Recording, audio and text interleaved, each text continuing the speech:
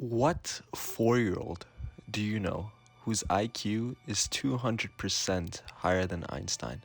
An IQ which in itself breaks statistics and the study of probability itself. A 4-year-old who, instead of picking their nose, is enrolled in high school.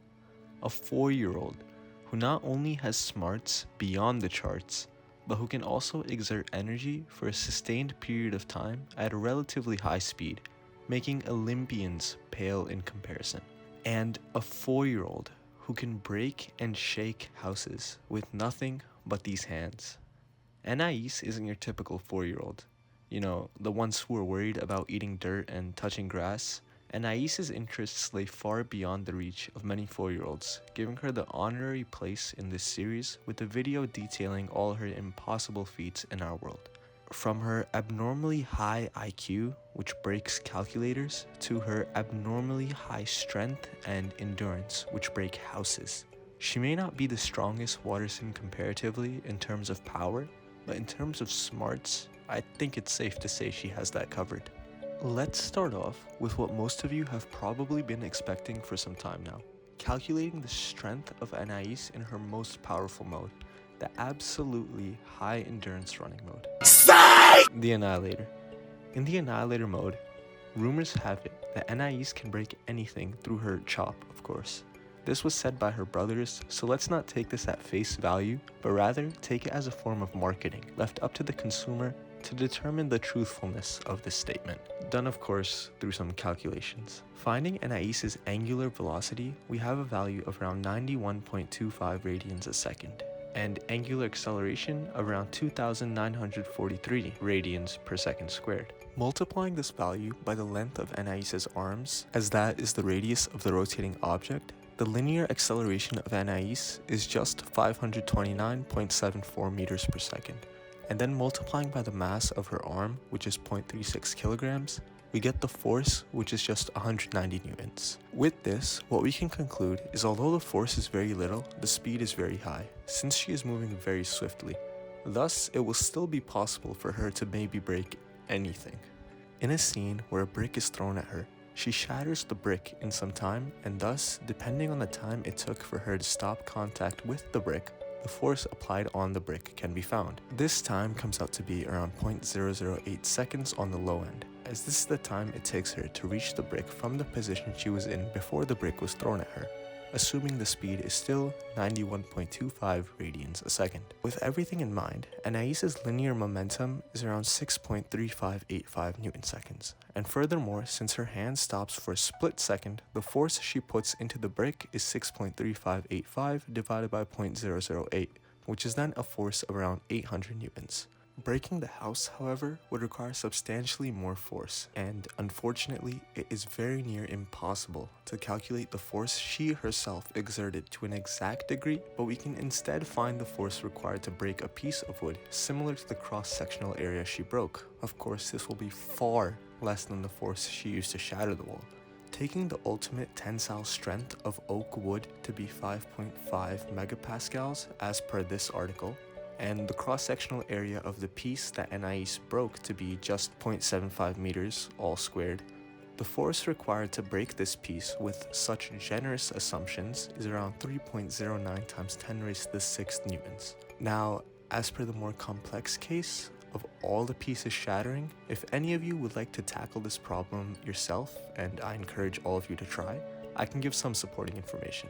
Starting off, when Anais is shattering the house, what is happening is that on the point where she hits the wall, the area moves forward in such a way that the bonds it has with the surrounding areas are weakened, those being the bonds of the atoms. And when it comes back to the original space, due to the electrical forces between the atoms inside the wall, it sends a wave of these atoms moving back and forth through the wall, which shatters many of the intermolecular forces between atoms in the walls. As such, quantifying this would be difficult. Another piece of information, if not obvious, is that the attraction between the atoms within the wall falls off proportional to some function of the distance squared, as that is what Coulomb's law says. With this, the force required to break the wall in such a way would have to be greater than the force holding the molecules together, And as such, you can see why it becomes very difficult to quantify such a problem, with questions like, when do these attractions break?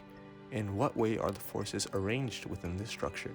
Does a force in a certain area translate to a force in another area? With all this supporting information, I encourage you all to have a go at coming up with a solution to a problem like this, or a solution to the question, what force shatters a wall in the manner presented? Now, although Anais's force may not have a large value compared to some of the other members of her family, it must also be noted that Anais is only 4 years old. Besides this, we can also calculate the endurance and speed of Anais, and then effectively her mile time. In this scene where Anais runs away from Billy, it seems as though she's leaving to vent her anger, and vent she did. Anais was running when she left this scene to get the optimal run-up on Billy. Anais leaves the scene for around 4 minutes and 9.32 seconds. Regardless of how fast she was traveling throughout her trip, let's take instead her final velocity and thus apply it to the whole trip.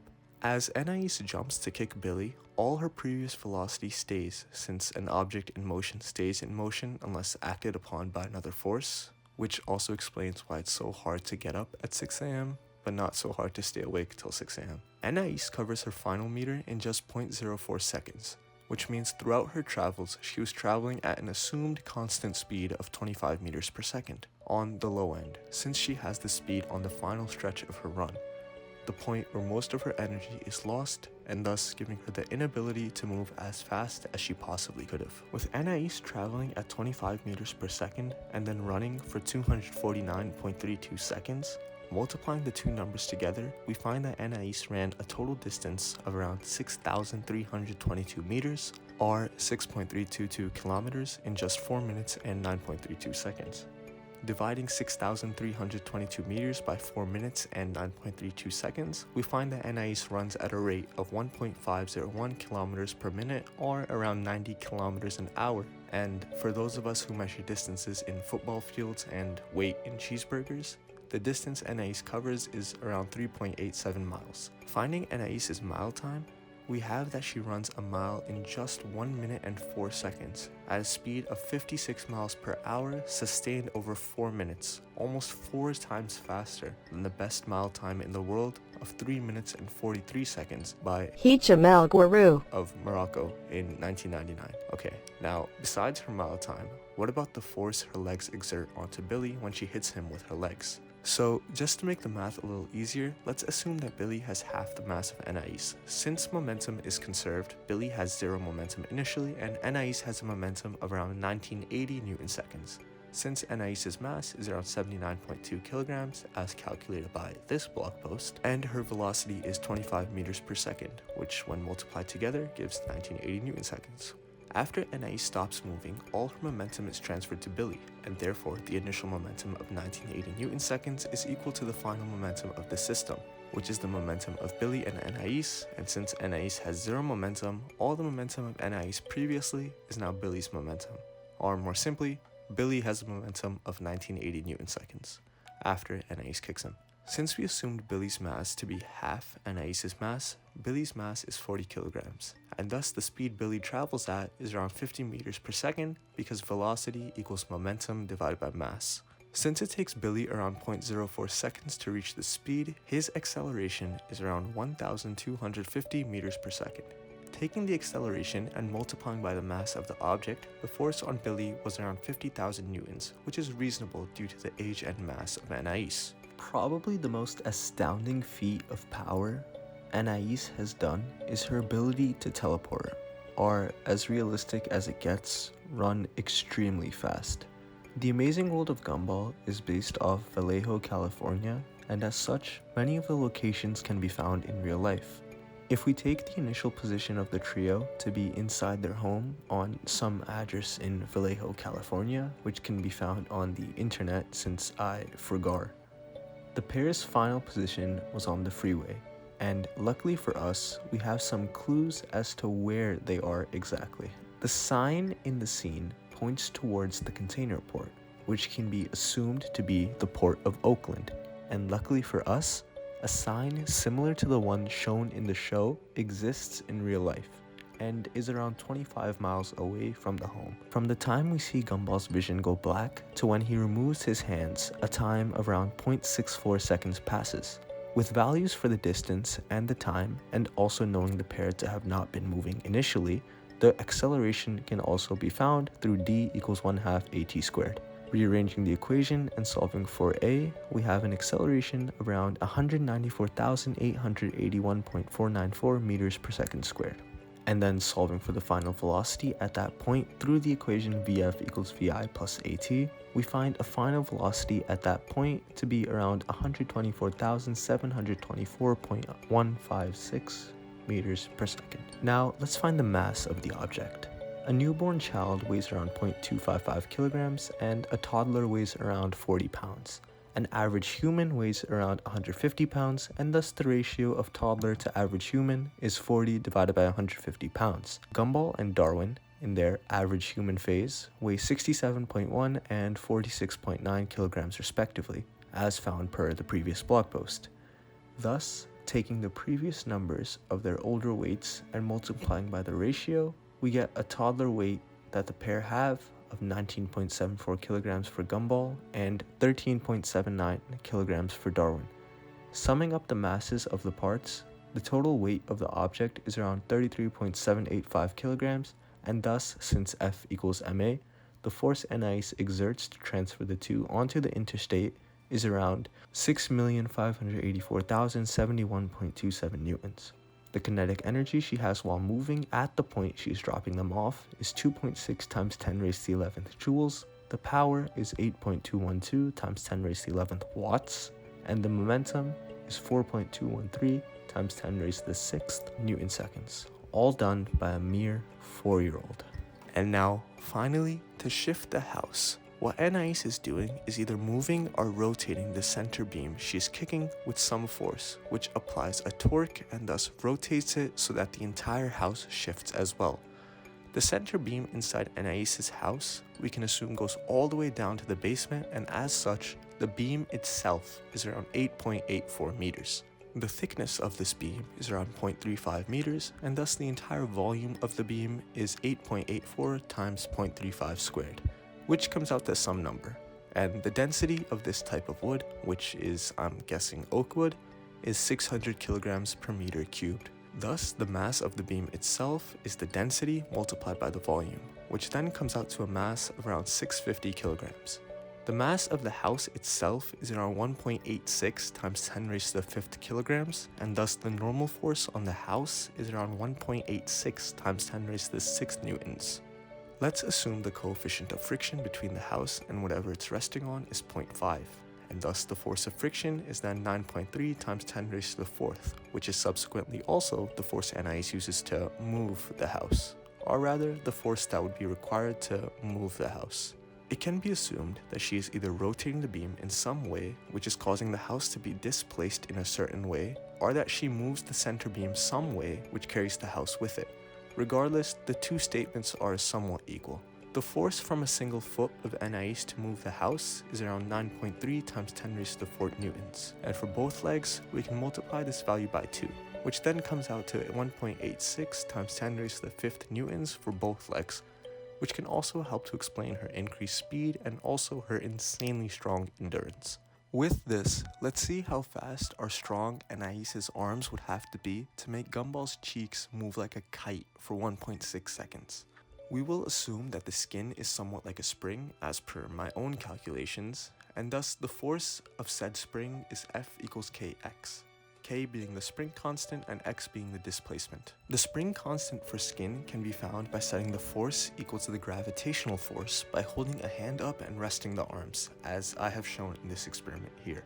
As such, the length that my skin stretches was around 1 centimeter, then setting up the gravitational force equal to the spring force since my hand isn't moving, we have Fg equals Fs, or mg equals kx, with mg being the gravitational force on my hand.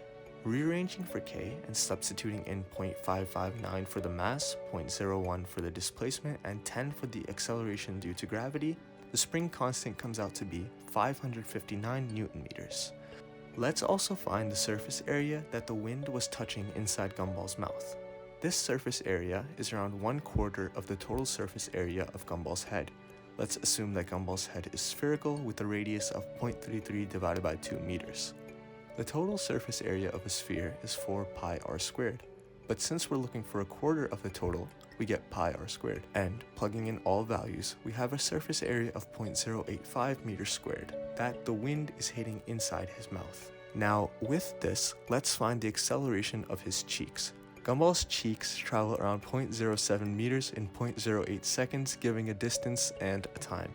With this, we can also find the acceleration, and since F equals ma, we can find the force of the wind as well. The acceleration can be found through d equals 1/2 at squared, and then rearranging for a, we have that a equals 21.875 meters per second squared. And then multiplying by the mass of the object that moves, which is found by first referencing the density of human skin, which is around 1020 kilograms per meter cubed, and then the volume of the skin moving, which is around 0.0047 meters cubed, and then multiplying the two values, the mass can be found, which is around 4.8 kilograms. And when finally multiplying by the acceleration, the final force is around 120 newtons.